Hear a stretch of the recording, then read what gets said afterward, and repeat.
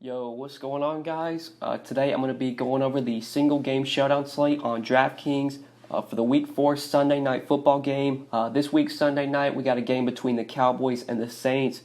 Should be a really fun game to watch. Should be a fun showdown slate as well. We're going to talk through the slate, talk about some of my favorite plays, guys to spend up for. We'll hit on a couple cheap guys that I like as well. Just before we do get started, I would appreciate it if you would drop a like on this video. Let me know down in the comments who are some of your favorite plays for this showdown slate.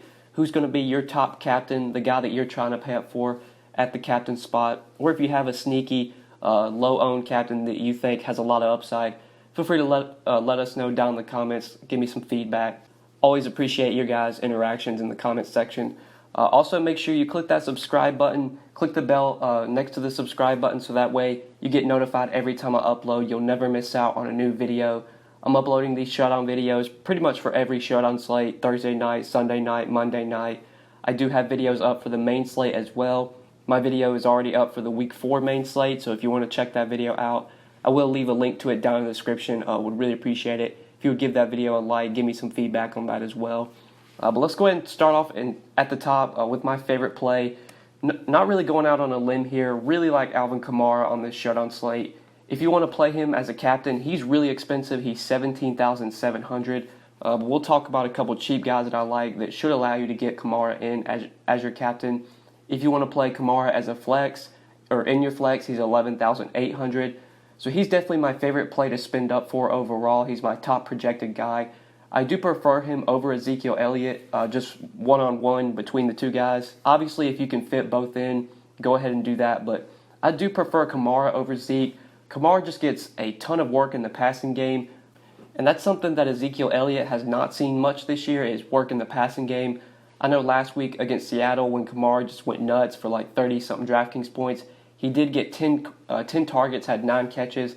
He's going to get work in the passing game with DraftKings full PPR scoring. Kamara is just so valuable on DraftKings. He gets a lot of carries as well. He's probably going to see anywhere from 12 to 15 carries, anywhere from 5 to 10 targets. He's probably going to get 20-plus touches at home as well, where the Saints have always played really well just as a team. I know with Drew Brees not at quarterback anymore, things could be a little bit different with Teddy Bridgewater starting, but I still do expect the Saints to play well here at home. I think they can win this game, even though they are underdogs. So really like going to Kamara. He's my favorite guy to spend up for. Definitely want to get him in as many lineups as I can on this showdown slate. But going a little bit cheaper under Kamara, the next guy I like is Amari Cooper. So if you want to play Cooper as a captain, he's $15,300, and if you want to play him in your flex, he is $10,200. So Amari Cooper, just through 3 games this year, has been awesome. He's in the midst of a breakout season, in my opinion. Amari Cooper is going to probably end the season as a top 5, top 10 wide receiver. The guy's been great this year. The Cowboys' offense has been awesome as well under Kellen Moore. They've been putting up a ton of points. Dak's been awesome. He's been completing a ton of passes. He's been very efficient so far. I really like this spot for Amari Cooper. Even though he'll probably be shadowed by Marshawn Lattimore, I'm not really worried about that. Amari's just such a good receiver that he can win that matchup. He can find a way to get open. Wide receiver, quarterback matchups don't have a ton of, or I don't factor those in much when it's an elite wide receiver. When a guy like Michael Thomas, Julio Jones, Amari Cooper, these elite receivers, Keenan Allen, I don't really care if they're going to be matched up with a good corner because these guys are just so good that they'll find ways to get open. Although Amari hasn't been seeing a ton of volume this year, I believe through 3 games he's only got like 20 targets, so he's averaging like 6 or 7 targets a game, which is not like elite volume. He's not seeing like Keenan Allen type volume, but Amari still just gives you so much big playability, a ton of speed. He can always break a long touchdown, go for a 60, 70-yard touchdown and just hit value in one play. So I really like going to Amari Cooper from the Cowboys side. I like his price tag as well at 10-2. Like he's cheaper than Dak, I believe. He's cheaper than Zeke. I think he's even cheaper than someone else. I can't remember, but really like going to Amari Cooper. Definitely think he's one of the top wide receivers. We'll talk about Michael Thomas in a second, who I really like given his price, but Amari Cooper is another guy that I'm going to be trying to get to, and I'll definitely have him in the captain spot in a couple of my lineups. But next guy, like I mentioned, Michael Thomas. Michael Thomas, factoring in his price tag, is probably my favorite play overall on this showdown slate. So if you want to use him as a captain, he's $13,800. If you want to play him in your flex, he is $9,200. $9,200 for Michael Thomas just feels way too cheap. Like, I know Dak's like $11,200, Amari's $1,000 more, Kamara's like $2,600 more. I don't know why Michael Thomas is this cheap. Even though Teddy Bridgewater started their last game against Seattle, Michael Thomas was still pretty decent. He was able to put up 16.4 DraftKings points, got 5 catches, 54 yards, and a touchdown while getting 7 targets. And that was a game where pretty much Alvin Kamara scored like all the Saints touchdowns, I believe. If any of those touchdowns go to Michael Thomas, like I think Kamara had 2 or 3 touchdowns and Thomas had 1. If Thomas gets 2 touchdowns, he's obviously going to be a great play with 22, 23 DK points. I think his ceiling is a bit capped with Teddy Bridgewater quarterback. Like, I don't think you're going to see Michael Thomas go for 10 catches, 150 yards, and a touchdown like he could if Drew Brees was playing this game. But he's still such a good receiver that I don't really care that his ceiling might be a bit capped. The price tag's kind of factored that in as well. I feel like if Drew Brees was playing this game, Michael Thomas would be like almost 11K, probably like 10.8 or something. So the fact that you're getting a really nice discount on him makes him a top play for me. I really like going to him at captain because that's going to save you a little bit of salary. It's going to allow you to fit in probably another stud if you go down at captain to Michael Thomas. Michael Thomas overall, probably my favorite play on this showdown slate. Really like this spot for him at home. I think the Saints are going to put up some points in this game. I think they can win this game, and I do like Michael Thomas quite a bit. The next guy we're going to look at is Teddy Bridgewater. So Teddy Bridgewater is $9K, which is really cheap for a quarterback. Rarely do we ever get quarterbacks this cheap on showdown slates. Just looking at the other quarterback on this game, Dak, his price tag is $11,200, so he's $2,200 more than Teddy Bridgewater.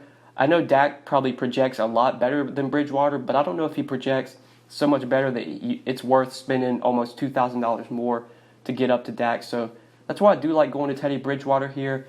In his first start with the Saints, when he started the Week 3 game against Seattle on the road, tough matchup on the road against Seattle, and he still finished with 16.8 or 16.28 DK points, which isn't completely terrible. Threw for 177 yards and 2 touchdowns. I believe he was completed like 20 of 27 passes or 19 of 27 passes, something like that. So the completion percentage was pretty high.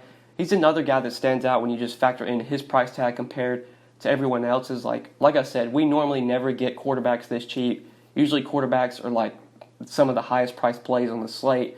So the fact that Teddy Bridgewater is only 9K does make me have a lot of interest in him. And I'm definitely going to be playing a ton of Michael Thomas on this showdown slate, so I'm probably going to want to have Bridgewater in those lineups. And if I'm playing Michael Thomas at captain, then I definitely want to have Bridgewater in those lineups.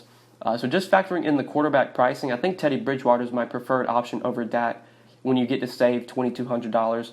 Like, even if Dak outscores Bridgewater, like say Dak puts up 25, Bridgewater puts up 20, given the $2,000 savings, you could argue that Bridgewater is probably the better play, points per dollar, when you're saving that salary. So looking at quarterbacks on this slate, I do prefer Teddy Bridgewater, just one-on-one versus Dak when you're factoring in their salaries. But now that we've talked about a lot of the top price guys, I do want to give you a couple value plays that I like. So the first guy that I like for value is Devin Smith. He's only $5,200. Didn't include his captain price because I don't think I'm going to be using him at captain. But I do like him as a cheap value that you can look to. Obviously, you have like the kickers and the defenses that you can go to for value, but I usually never play kickers or defenses unless I expect the game to be very low scoring. And I don't think that's going to be the case with this game. I think this game does have a little bit of shootout potential. Right now, the total, I believe, is at 47 or 47.5, so it's projected to be a decently high-scoring game. I do like Devin Smith as a cheap value receiver from this game. He's been the biggest beneficiary so far with Michael Gallup out. He only finished with 5.9 DK points last week against the Dolphins, but he did get 5 targets, so he did see a pretty decent amount of volume. And Dak did miss him in the end zone, so he could have had a better game than what he had. I know Devin Smith was open in the corner of the end zone, and Dak overthrew him a little bit. So if Devin Smith comes down with that ball and scores a touchdown, he's obviously going to have a much better game than he had last week. He's going to be on the field a ton. Him and Randall Cobb are going to see bumps and snaps with Michael Gallup out. Devin Smith is pretty much going to take over the Michael Gallup role, pretty much going to be the outside receiver next to Amari, and then you're going to have Randall Cobb playing a lot in the slot. And if you do think that Amari Cooper struggles with Marshawn Lattimore, personally, I don't think that's going to happen. But if you think that happens, that could definitely open up Devin Smith for more targets if he can find a way to get open. So I do like him a lot at 5,200. He does stand out as a really good value. Keeps you from having to play the kickers or the defenses, which in this game, personally, I don't think I'm going to be going to. If I had to choose one, I'd probably play the kickers over the defenses. The defenses just don't give you that much upside.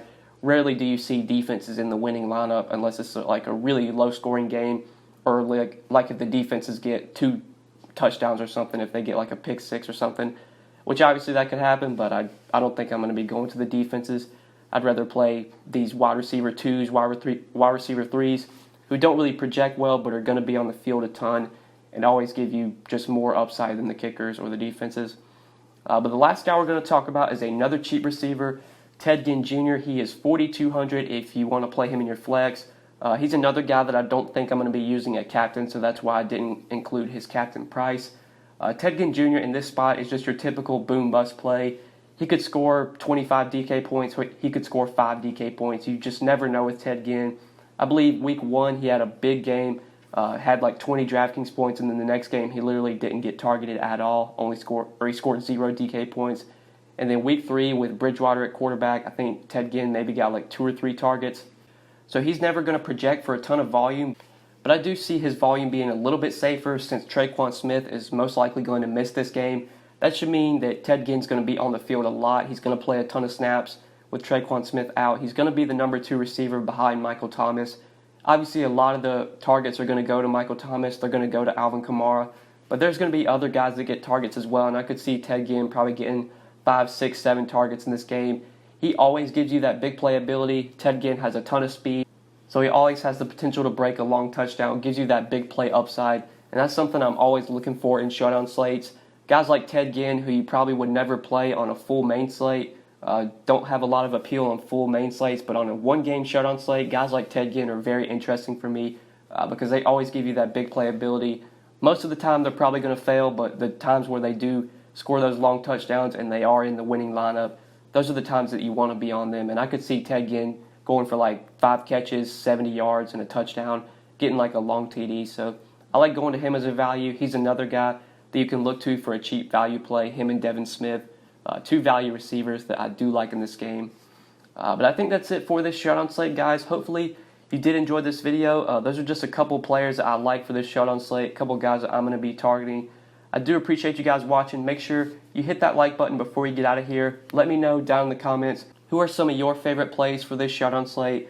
Feel free to comment that down below. Also, let me know who's the guy that you're going to be looking to play at captain. Are you going to be paying up for a captain, or if you're going to be going a little bit cheaper? If you have sort of a sleeper play, let me know down in the comments. Also, make sure you click that subscribe button if you enjoyed the video.